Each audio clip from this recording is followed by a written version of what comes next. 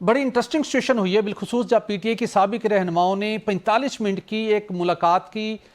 Voice chairman P T A Shah Mahmood Qureshi کے ساتھ، اور یہ جو سب لوگ ہیں ان کے بارے میں بات کی جا رہی ہے کہ یہ کسی اشارے پر ہی الٹیمیٹلی ایکٹیو ہوئے ہیں اور کچھ نہ کچھ چاہتے ہیں، اگرچہ کہ اب یہ سابق رہنما اور موجودہ پارٹی کے رہنما وہ سب کوشش اور دعویٰ یہ کر رہے ہیں کہ ہم عمران خان کو رہا کروانا چاہتے ہیں، اور یہ جو سابق رہنما ہے وہ تو یہ بھی کہتے ہیں کہ ہم مقتدرہ اور حکومت کے درمیان جو درجہ حرارت ہے اس کو کم کرنا چاہتے ہیں۔ اور فواد چوہدری صاحب نے بڑے کلیئرٹی کے ساتھ بات کی ہے کہ اب انقلاب تو آنا نہیں ہے، نہ ہی لانگ مارچ ہو سکتا ہے، پی ٹی آئی ایک قدم پیچھے ہٹے، پی ٹی آئی ایک قدم آگے بڑھے، حکومت ایک قدم پیچھے ہٹے، اور موجودہ قیادت عمران خان کی رہائی کے لیے سنجیدہ نہیں ہے۔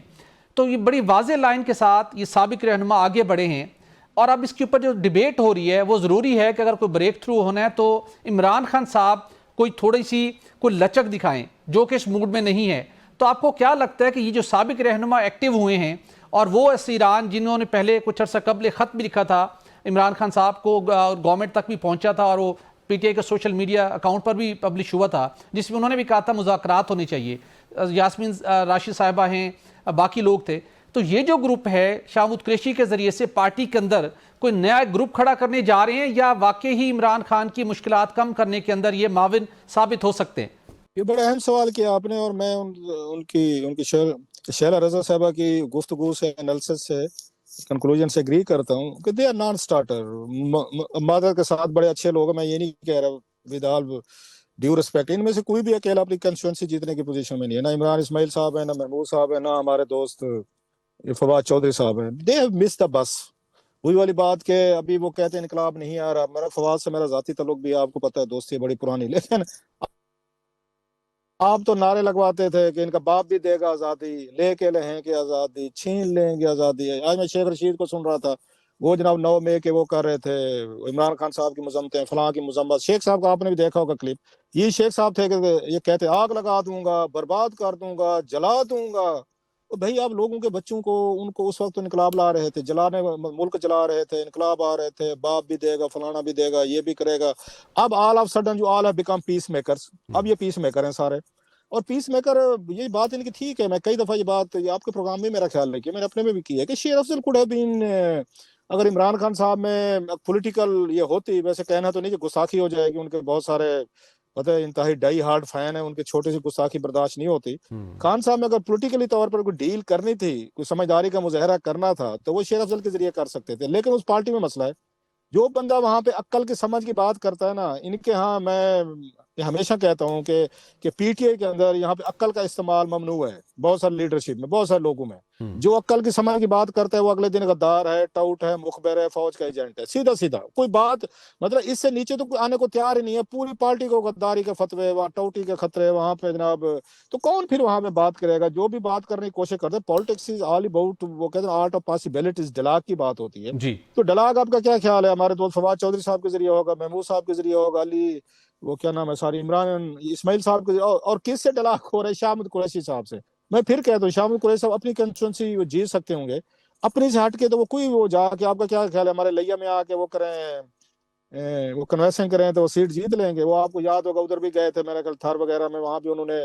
کوئی ان کے کوئی مرید ہیں یا جو بھی ہیں سارے، ان تمام چیزوں کو شاہ محمود قریشی صاحب کے پاس وہ کرزما نہیں ہے، لیکن اور پی ٹی اے کا کوئی نیا کراؤڈ دھڑا جو ہے تو ان کھڑا کو کر نہیں سکتے ہیں مانے گا۔ پارٹی کے وہ اندر اپنا جس کی کوئی اشارے مل رہے ہیں۔ سر اس دھڑے سے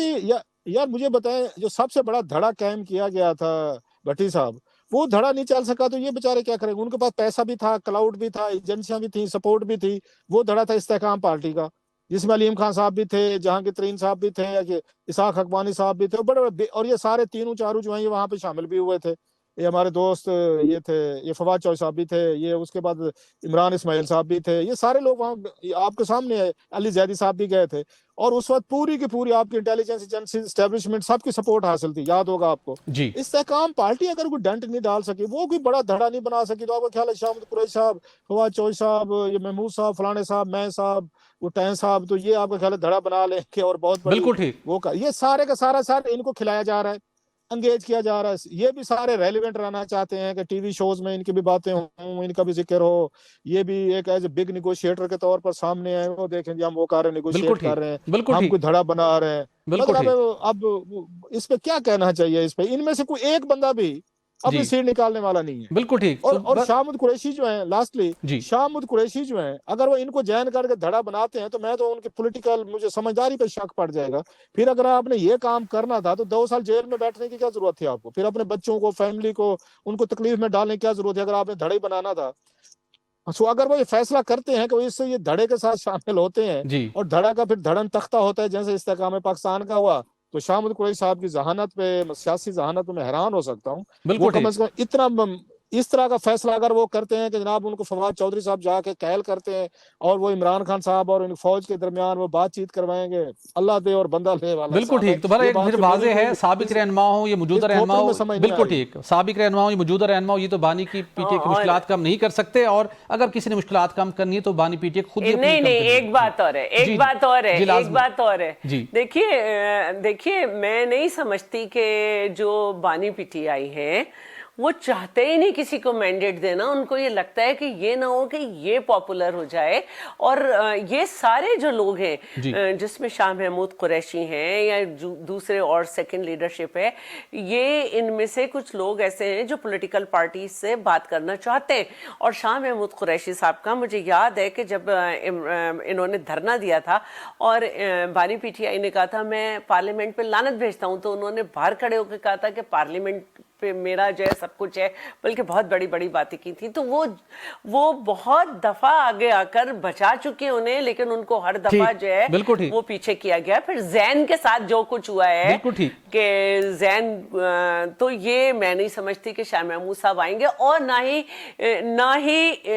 پی ٹی آئی کے لوگ یہ سمجھتے ہیں کہ ان کو پولیٹیکل پارٹیز ہی سے بات کرنی. جو یہ سمجھتے ہیں ان کو ایک ڈھیل دے کر پھر پیچھے کھینچ لیا جاتا ہے، جیسے بیرسٹر گوہر وغیرہ نے جب 26ویں آئینی ترمیم پہ بات کر لی، سب کچھ ہو گیا، انہوں نے منظوری دے دی، وہ اڈیالہ گئے اور بس. بالکل ٹھیک.